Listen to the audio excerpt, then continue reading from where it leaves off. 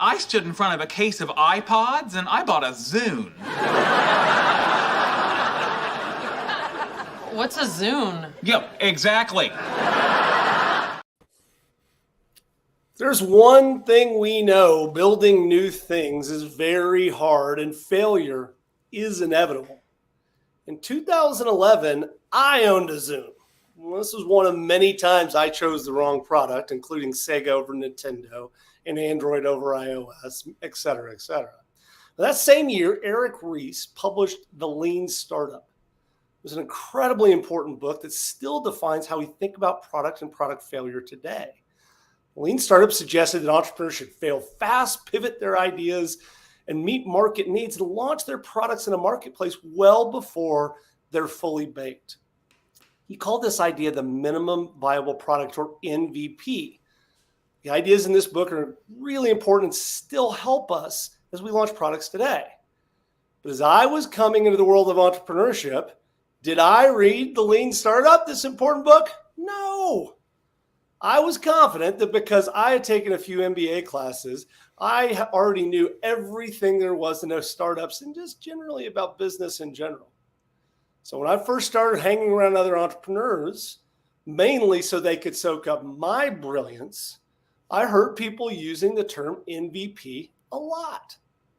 I, of course, assumed they were referring to the most valuable player. They must have been talking about a guy named LeBron James, I think, who had won the NBA MVP that year.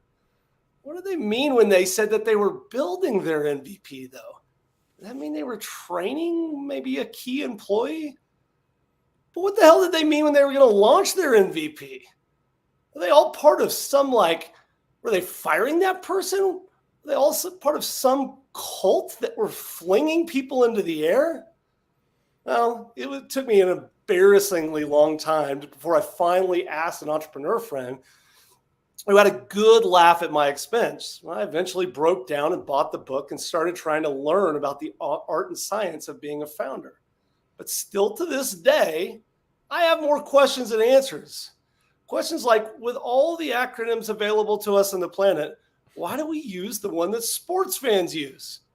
Did Aaron Rodgers really deserve to be the MVP in 2011? And most importantly, and kidding aside, what does minimum and viable even mean? We'll talk about that and more on today's How to Founder.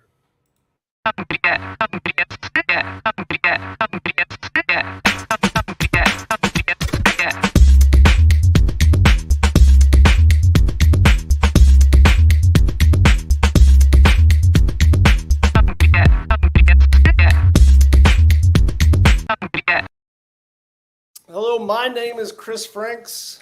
And I am Anthony Franco. How to Founders, where you, the founder, discover tips, tricks, and details that MBA professors won't teach you as an entrepreneur. NBA professors? I didn't know there was NBA professors. I guess M.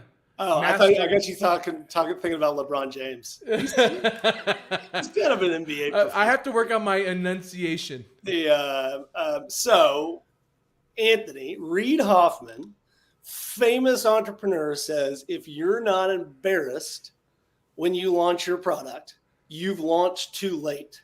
What is the product that you launched that you were most embarrassed about when it first went out the door?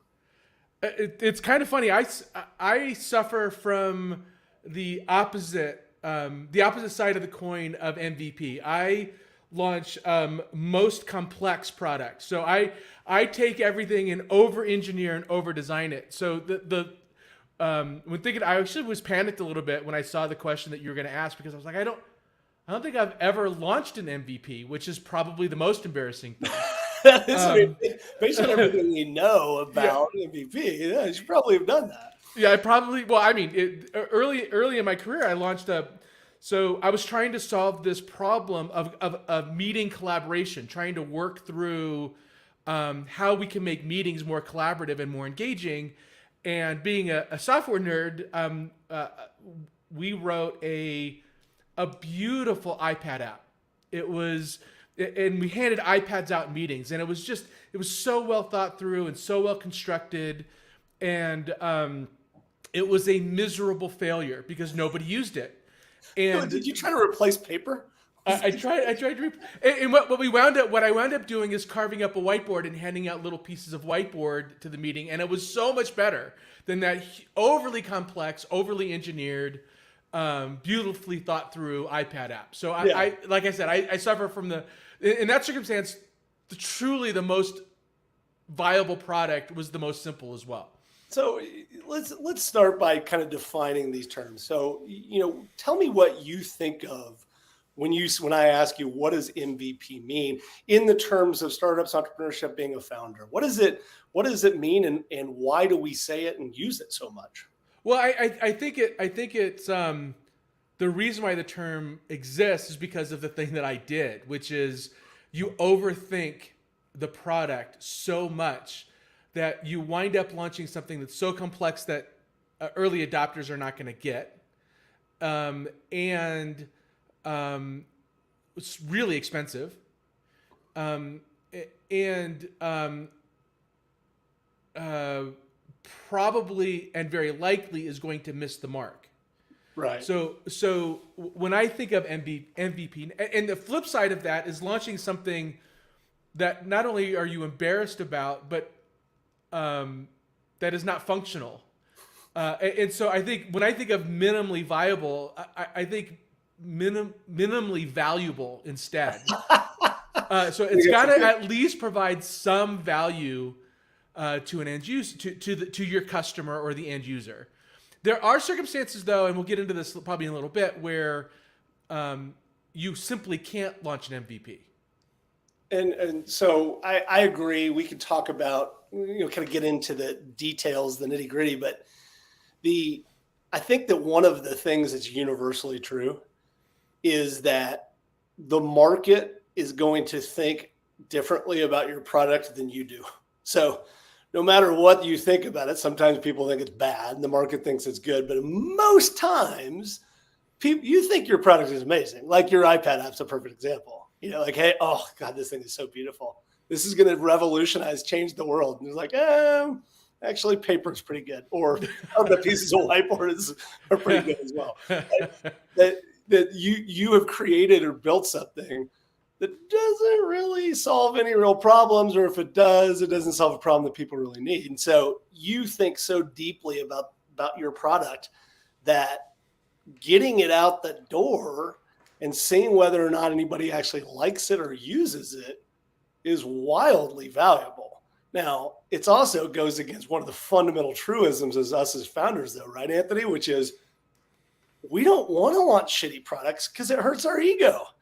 It's like, I didn't want to put something bad out into the universe. I wanted anything that was, attached to me and my company to be perfect and be beautiful. Did you suffer from that, or is that off the mark?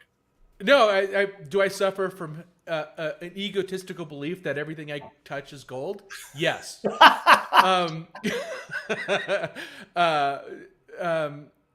But you fought. I guess where I've come to is it's what we're talking about. Iteration is key to great products, and I think the underlying concept here is when they talk about embarrassment, like if you're not embarrassed of it, in reality, anything that you launch that you think is perfect or you've done all the homework for is going to be very likely trashed by your early customers.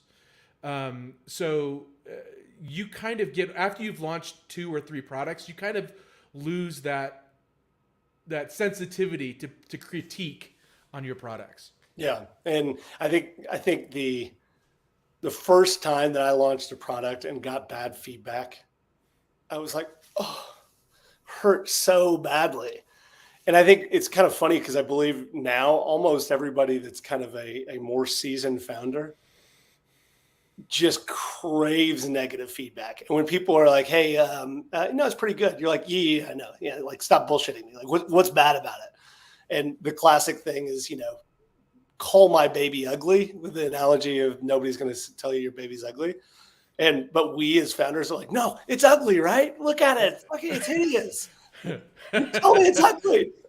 you can tell an early stage founder because when they when they personally show their product to a customer, they lead the witness, right? They lead the witness with questions. Don't you think this is great? Try this feature. Like they're telling somebody how to use it instead of just shutting the hell up and watching them use it, because that's the only way you're going to get that customer input on whether or not you have built a minimally valuable product. Right. I think that's a very important point.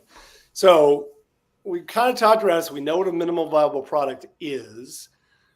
The benefits we think are about getting it out in the marketplace and getting that feedback. Are there any other benefits that you can think of? Is like, why would I want to launch something that not fully baked, and I know is probably not ready?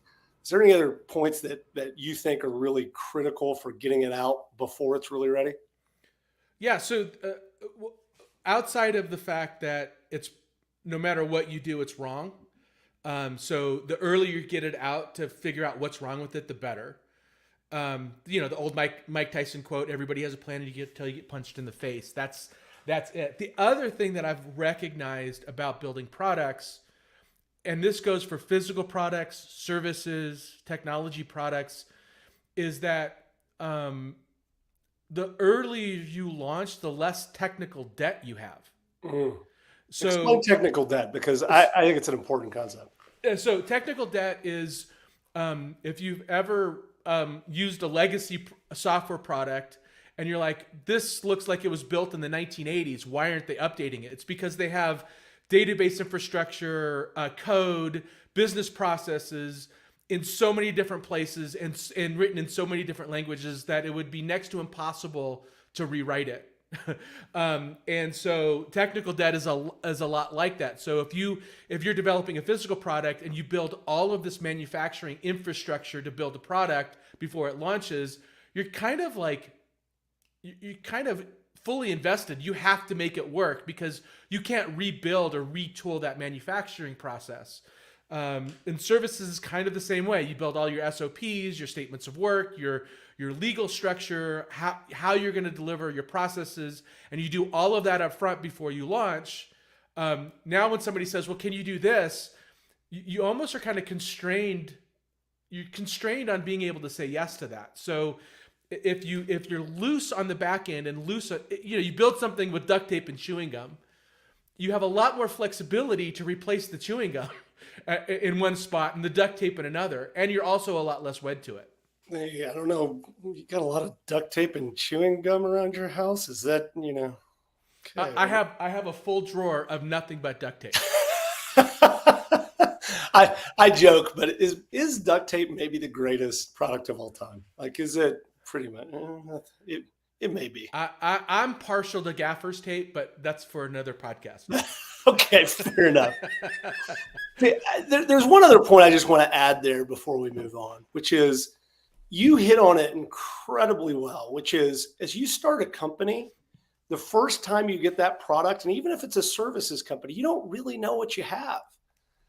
And I don't know about you, Anthony, but I've started companies where 3 years later, I was like, wait, I didn't want to start this company.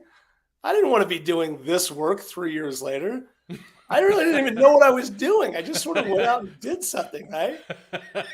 And so you have this, like, you have this, like, you say technical debt, but it's also like human debt. It's like your pathway where you're like, I want to launch something and try it, see if I like it. See if I'm really willing to commit 5 years of my life into trying to build this thing. Does that resonate with you at all? Yeah. So I'm actually curious how you think. So, obviously you and I are launching How to Founder. And people are asking me, how are you guys going to make money? And, I thought you were independently wealthy. I thought that was just the thing. Lottery tickets is our business model, right? It's all lottery tickets. Hope is our business model. But it's funny because I'm very comfortable with not knowing the answer to that, but it makes me look like a complete idiot when somebody asks me that question. I'm curious how you feel about that. I think I'm probably a little less comfortable with the lack of structure. I think it's one of those things, even having launched a ton of products and a ton of companies down through the years, this phase of just getting something out in the world and seeing if anybody cares about it is still tremendously uncomfortable for me. Mm-hmm. It still is super hard because it is like, how much do we work on it? I mean, there's a high likelihood that it fails. We know that. We've gone through so many companies that we've pivoted and iterated on, et cetera. And the right answer is the MVP. Is just get it out the door. See if anybody actually cares about it. But at the same time, it's uncomfortable. Sorry, Chris. It's an uncomfortable place because you're living if we want to get really deep, we're living in the cloud of possibilities, right? You and I were talking about quantum physics a week or so ago. This is the world of we don't really know which direction we're going to head yet. And that can be scary. It can be a scary moment. You've tickled on something here that I think is an important thing to bring up. And that is, why do founders over engineer and overbuild something? And I think it might be because of that uncomfort that you were talking about. The uncomfort of being able to talk to potential customers without having everything figured out. One, because that's awkward, right? It makes you look a little foolish. And two, how are you supposed to generate revenue? In other words, how are you supposed to sell something that you don't fully believe in yourself? It's a great point. Yeah. It's because part of that is having to show up and be like, you should definitely buy this. What are you buying? I don't know. Yeah, it's kind of funny. It's like you believe there's value, but it's hard to sell value that you don't have fully baked. Yeah, it's a very strange and uncomfortable place, isn't it? Yeah. Yes. So how do you do that? I was hoping you would answer that. I think lottery tickets is clearly the easy. Lottery tickets, it'll be fine. I want to ask another question. It's along the same lines, but with all the modern tools, we've got more sophisticated tools today than we had in 2011 when this concept came out, the lean startup, and I think the MVP was probably pre-lean startup. That's when these concepts became really popularized. Does the MVP in launching an actual product in the world, is it still the smartest thing to do? And if not, what are the alternatives? What ways can we get that incredibly valuable market feedback without building and throwing something out into the world? So I have a very complex answer. I've got a six-part answer. No, it's the answer is it depends.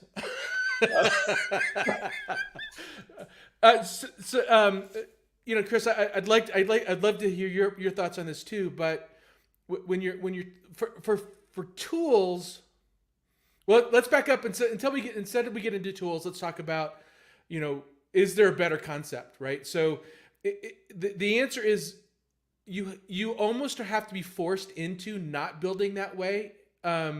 Like if you're building for healthcare or something that people's lives depend on.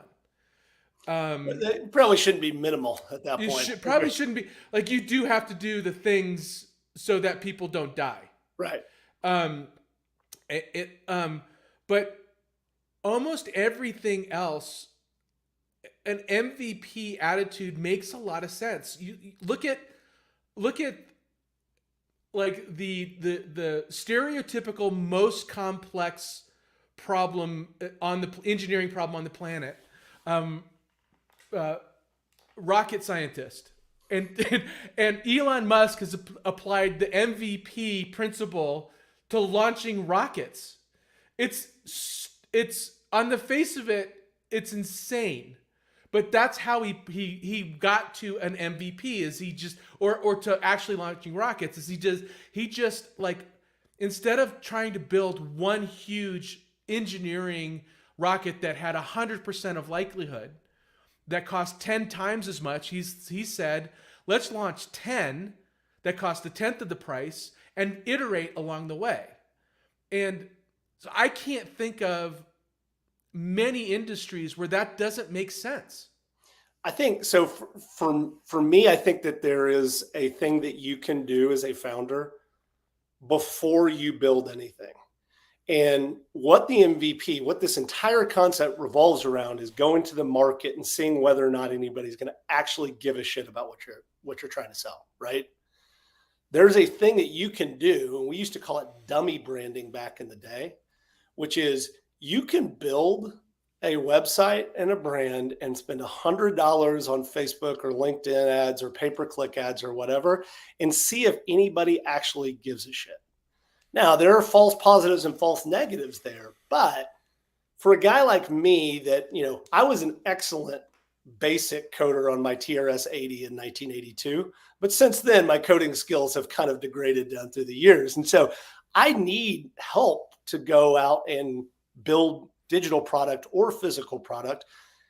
To do that, I want to make sure that somebody actually cares about that before I do it. So I can easily spin up a website, go to Wix, go to Squarespace, grab a domain, and just throw some traffic to see whether or not anybody cares about that first. Now, it does get a little bit complicated because you have to understand some of those metrics. But really, at the beginning of the day, just see whether or not anybody gives you their email address about whether or not they care. That's almost minimally viable market, right? So, but when you're talking about product, you're right. So part of an MVP is, will somebody buy it, right? But there's other ways of doing that as well, and actually getting to a product, not just an offering. And I've spent an inordinate amount of time being able to deliver B+ work very fast. I mean, I would call it B-, but whatever. It's fine. You call it B+, it's great. That's it. Hey, what's my B+ is your C-. So that's fine. But you can apply. Let me back up. 70%, you take consumer packaged goods, 70% of consumer products fail. 70%. There's the traditional way of overcoming that is to do focus groups and iterate and work through in small groups and prototypes to understand and get better customer feedback through focus groups and market analysis and strategy and that stuff. Or you could just launch 10 products really quickly and pick the 3 winners and keep going. That's the MVP. That's the MVP process. And you can do that across. So you can't do that if you don't have a manufacturing system thought process in order to be able to do that. So if you really build an advanced manufacturing or digital automation system that can do that, then you're geared for success, I think, more often in a better way than you do if you have you spend a lot of capital on a machine that can do one thing. It's not as efficient, but and you can apply that again to services, technology, et cetera. So you just need, I think, if you want to take on this MVP mindset, you have to just get really good at launching a lot of stuff and then only keeping the things that work. Conventional wisdom says that's too expensive, though, right? I mean, can you? Are there? And I know sort of some of your backstory is that the answer is yes, but can a normal layperson founder launch 12 products into the world and see which one works? And if so, what's some practical advice to do that? Yeah, I mean, for sure, you definitely can. There's so many digital, short run digital on manufacturing side, short run digital manufacturing. I mean, 3D printing is the obvious one, but there's digital printers that you can get really cheap. There's digital cutters. You can buy a CNC machine and build your own CNC machine for hundreds of dollars. So there's all kinds of CNC, different ways. does that have to do with CNC Music Factory? Yes, in the that's 90s? exactly right. Yeah, it's a audio mixer. Okay, But also when it comes to technology, certainly there's open source frameworks that you can use, but I mean, the most relevant thing, the most game-changing thing for when it comes to tech is AI. Like, Claude or ChatGPT or Gemini can write better than minimally viable code. So yes, you can. There's a lot of tools available for you to launch something fairly quickly, and see one, if people buy it, and two, see if it actually provides them value to open up their wallets. So I want to poke on something for a second, because I think you and I are going to have a different view here, which is Henry Ford. Yeah, Henry Ford, I think, famously said, if I would have asked people what they wanted, they would have asked for a faster horse.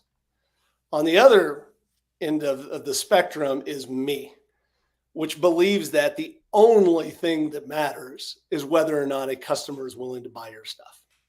It is not about being a product visionary. It is not about, saying these beautiful things. It's like, yes, Steve Jobs could do that, but Steve Jobs is an N of one, right? Like, he is such a far outlier.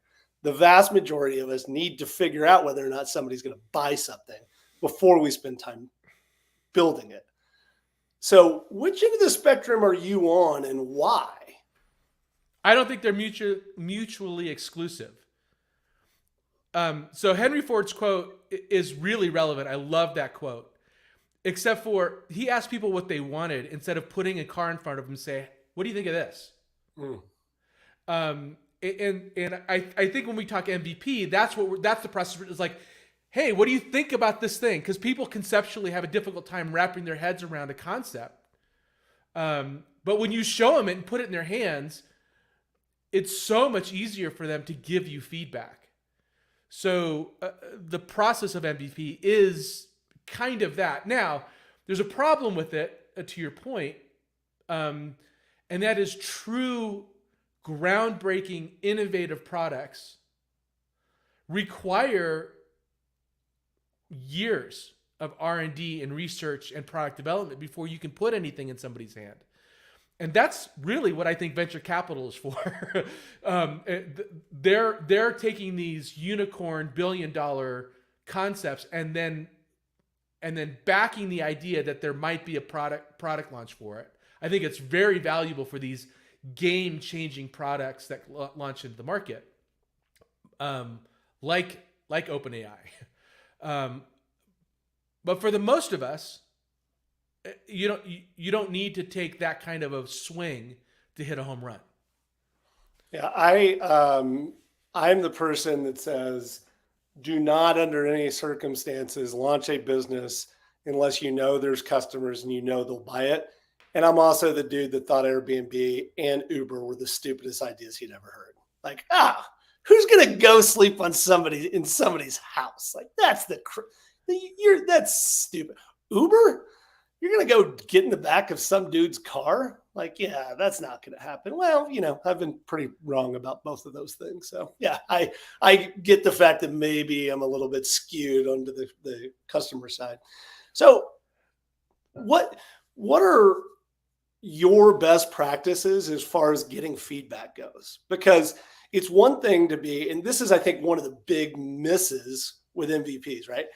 I put out my MVP and I sit around and nobody even notices. Like, but I launched. I told my mom. I put it on Twitter. X. Turns out nobody gives a shit, right? It's up to us to get that product feedback. How do you go about, soliciting and getting people to actually give you feedback? Well, you're talking about two different things here, right, Chris? Like, one is marketing it and selling it, which is a totally different skill set than building it. But in the building phase, to get feedback, there is nothing better than doing it face-to-face, in person, handing it to somebody or sitting them in front of their computer and logging in for them and watching them use it and having them talk out loud about what they're thinking about as they're navigating the product or service or system. There is simply nothing better. And you don't need to be a veteran product customer researcher to do that. What you need to do is hand it to them, tell them the general thing that you're trying to solve, and shut the hell up and just let them try to use it. There's nothing better than that. But how do you do that? Like, I think that the piece is that at some capacity, you've got to sell to some level. And I get it. When you get the product in their hands, you sit down and shut up and you let them use it and tell you. But, we've got a little podcast here. And, how do we actually get people to listen and then tell us whether it's any good or not? Well, it's not. But the we don't need that kind of feedback. No, so it's with a podcast with content, it's a little bit more difficult, right? Because this is truly you build it and we have other ulterior motives for the podcast, and that's to write a book. But if let's just say that we were hoping to make this podcast. We'll just say it number one on Apple, Yeah. Okay. Number one on Apple. We have to engage. We have to ask people to watch it and give us feedback. It's like this may not be in person, but it's grunt work of reaching out to folks on LinkedIn, reaching out to our friends. Hey, watch the episode. How can we make it better? How can we make it better?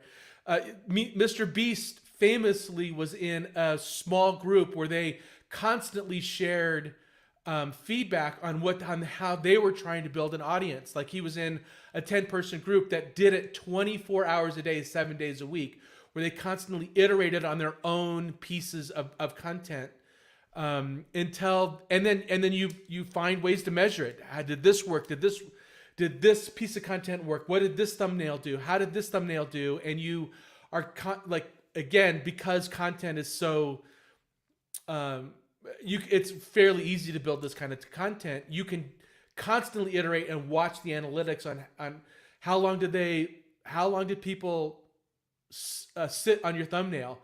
You might have to spend some marketing dollars to get traffic to look at your content and then find out what words work, what words don't in order to gauge. It's a lot different though than when you're talking about products. So content, like when people talk about content development as an MVP and product development, it's such a different game that I struggle to draw connections and analogies to it.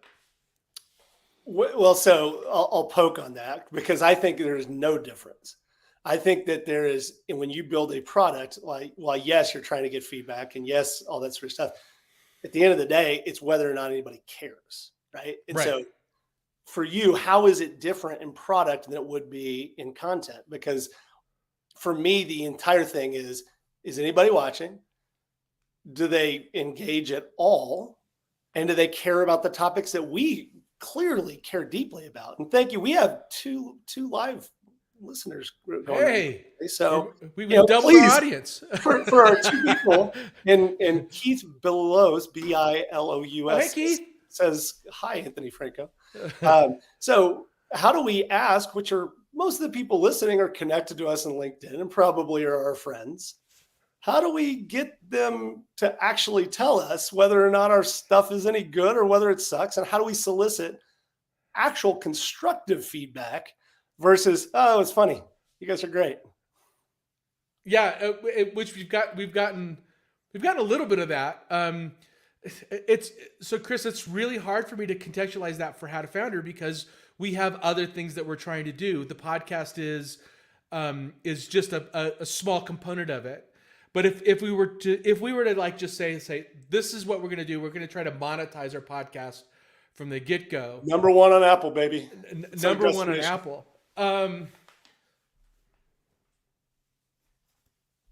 It's still different than a product because we're producing content in this format is producing something new every week. So we have to come up with a topic. We have to come up with our opening, or script, and then launching it every week and build it. And it's a slow build of an audience. So I think the measure of it is how quickly we're getting people to follow us on LinkedIn and on YouTube. But how do you get feedback? You need critical in content. Here's the difference in content. You need critical mass before you know if you have something or not. So I guess the measure is, can you build critical mass?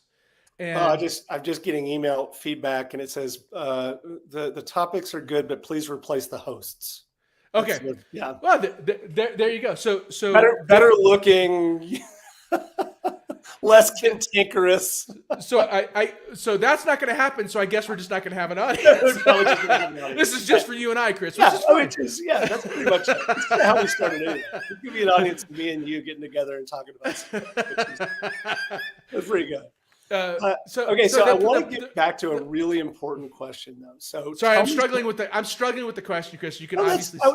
It's an interesting one because I get your point, which is really we're iterating every single time we do this. Now, oftentimes it's just for us. It's just trying to figure out what works in our mind, and then once we get that, whether or not people actually start listening, that kind of becomes that moment. It becomes the moment about whether or not people actually care about what we're talking about.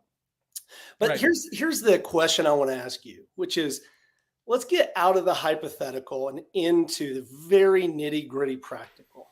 And you say, get the product into the hands of somebody, get your MVP, get your minimally viable product into people's hands. How have you, both in physical and digital products, accomplished that? Well, in digital products, it's usually not hard to find your end user just through your network and ask them, hey, would you be willing to spend 20 minutes with me going through my product or my deck and just let me walk you through it. I'm building something for you. You would be a beta or an alpha tester for us. Would you mind if I got it in front of you and just and share your input on it, your industry expertise? But don't I have to pay for those people? Or why would they help me? You would be surprised how many people are willing to share their opinion. Especially for an entrepreneur that's just starting out. You would be surprised. I don't think I can. So, and yes, you can pay, you can offer people $50 or $100. I've never had to do that in a product, in a software product launch. It's just, hey, I'm going to put this in front of you and just give me 20 minutes. And usually those 20-minute meetings wind up to be an hour and a half. Yeah. So I've never had that problem. You just have to ask. I mean, Steve Jobs famously asked, sent a letter to one of the founders of Hewlett-Packard. No, yeah, it was Packard, and he picked up the phone and found his number in a phone. That's exactly right. That's exactly right. Yeah, and just ask for help. You'd be surprised. You just have to ask. Like, first rule is you have to ask. That's for software products. For physical products, a lot. There's this really cool platform that lets you put products up for relatively nothing and to see if you could build an audience. It's called Amazon. Amazon.com. It's a tiny little website. It's this whole new thing. They used to sell books, but now they sell everything. Good.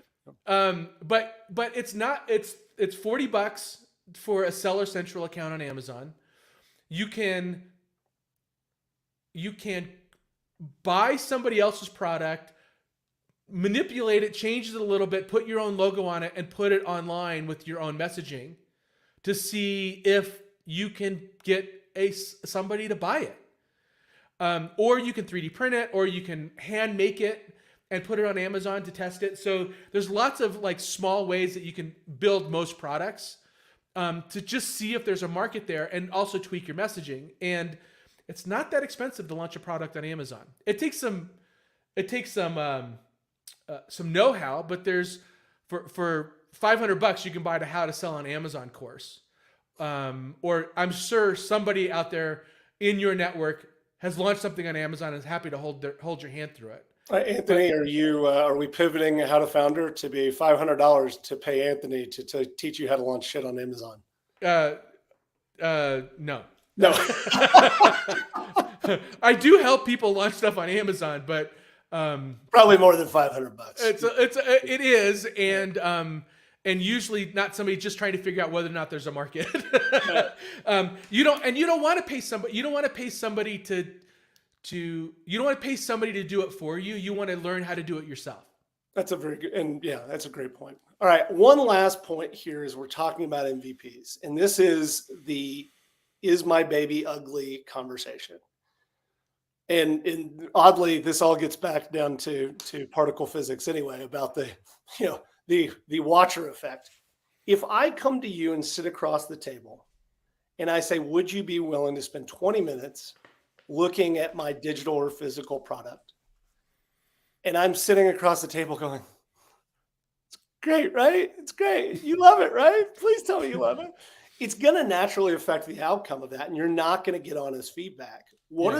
How have you approached the honest feedback conversation with people that are looking at either a digital or physical product? I guess on Amazon, people will tell you pretty quickly if they hate it.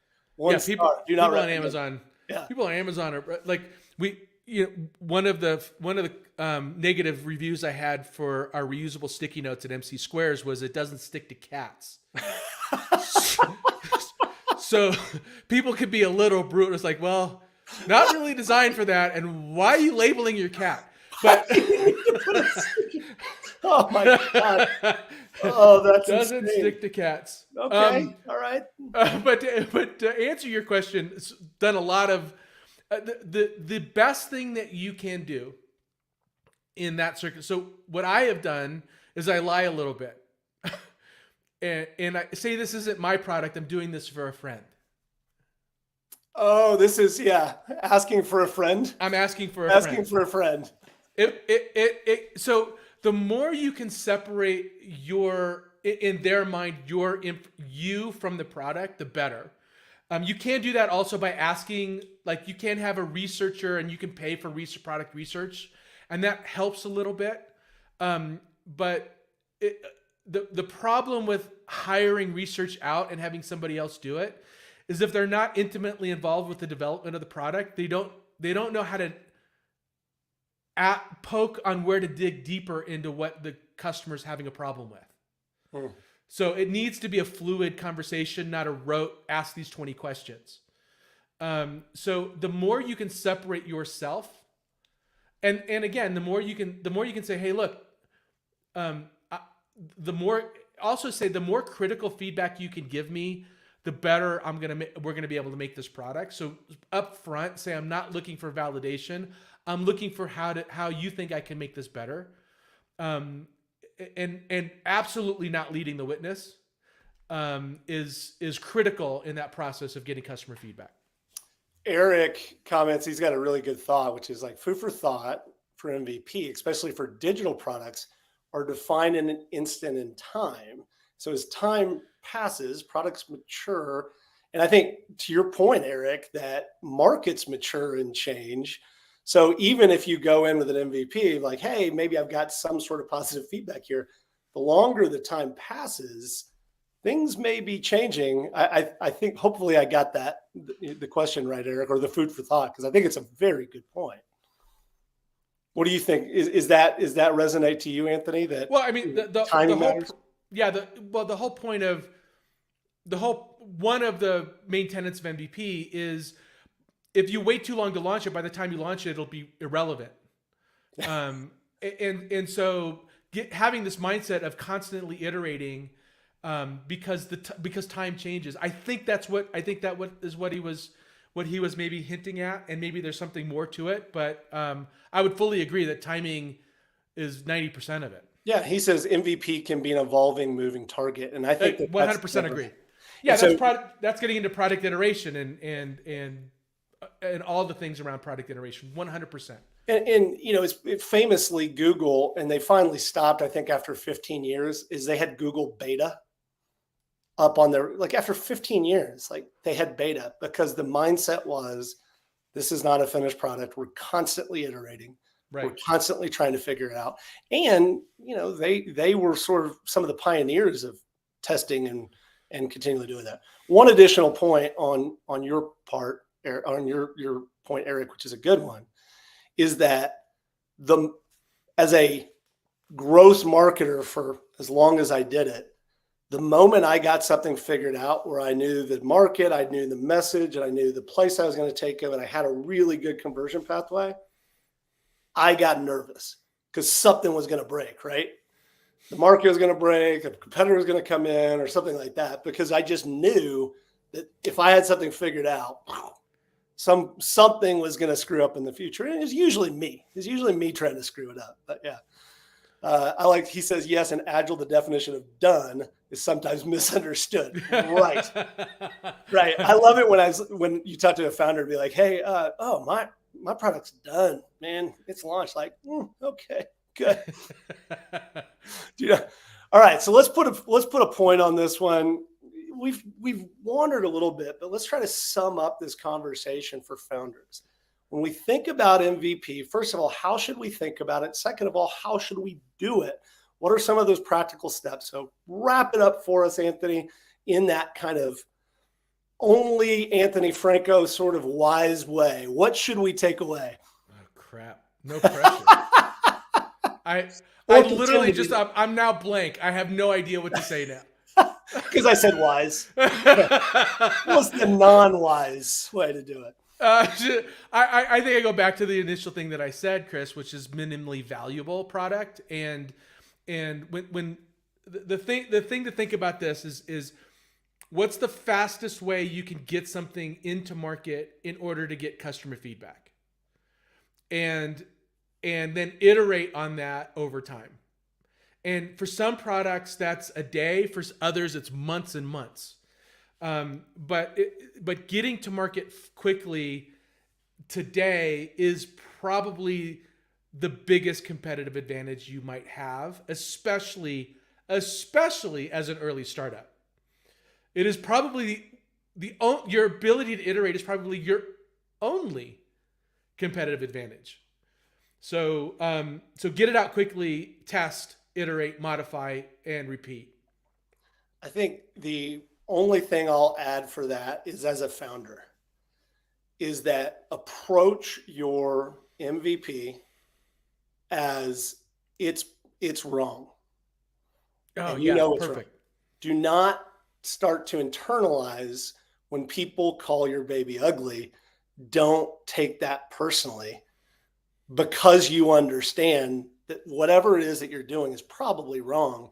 And you can just approach it as like, hey, I know this is wrong, but I want to get feedback. I want to get thoughts.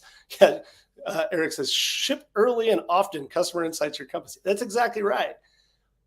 But don't take it personally. And some of the mistakes I made early, Anthony, was I spent way too much time thinking and dreaming, and my ego and my success and whether or not my value as a human being was tied up in whether or not you liked my product. And when that crashed, because it was a terrible fucking product, right? When that crashed, my ego took a huge blow. Now, to be fair, like we said in the opening, it needed to be deflated a little bit after, believing that I knew every answer to the question. But it can hurt and sting, and you will get kicked in the teeth in this process, and people will call your product stupid, and they'll call your idea stupid, and it'll say that it'll never work, like me saying that Airbnb would never work. Like, that stuff will happen, but hidden in every single piece of feedback, even if it's personal, even if it's crappy, is some nugget of truth. Pulling it out can be sometimes hard though, right? Yeah, I'm gonna add two quick things to that, Chris, because I know we're running short on time. One, getting back to this notion of time. So when you launch an MVP, it's not the product.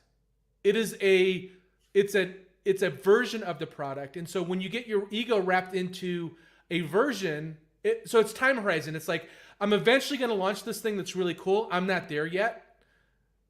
but I'm going to launch this thing that I'm not there yet on, and thinking about that. If you want to wrap your ego up in your product, that's fine, but it's not this version. It's the version that you have 10 versions down that you're wrapped up in. So any criticism, any feedback is helping you get to that version 10. It's not about this version 1. So I always approach it about like thanking people for their critique and genuinely meaning it, because, hey, you're helping me get to that version 10. Can we coin a phrase? Can we start to be, we're MVF, Minimally valuable founders. Like you as a founder, we need to have that minimal viable thing. Like, hey, I don't know what I'm doing, but I'll just kind of try something. It's okay. Maybe not. Maybe you should be a minimal viable person. No. All right. Anyway, Anthony, really good conversation today. I really liked it. Let's talk about some of the places, anything that you think people should dive into, learn more. We've got a few written down here. Where can people learn more about these concepts? Yeah. So there's obviously the Lean Startup. I have Hooked: How to Build Habit-Forming Products. And 0 to 1 by Peter Thiel. Now Peter Thiel is our sworn enemy at How to Founder. So I say read that with a grain of salt. And I don't know if he fully embraces this MVP concept, but it's still a good book to read. I agree. I think that there's now a ton of great stuff also online. Look for, just anytime that you search in YouTube, look for MVP hacks, customer development hacks, things like that. There's a lot of great ideas and creative ways to go test products.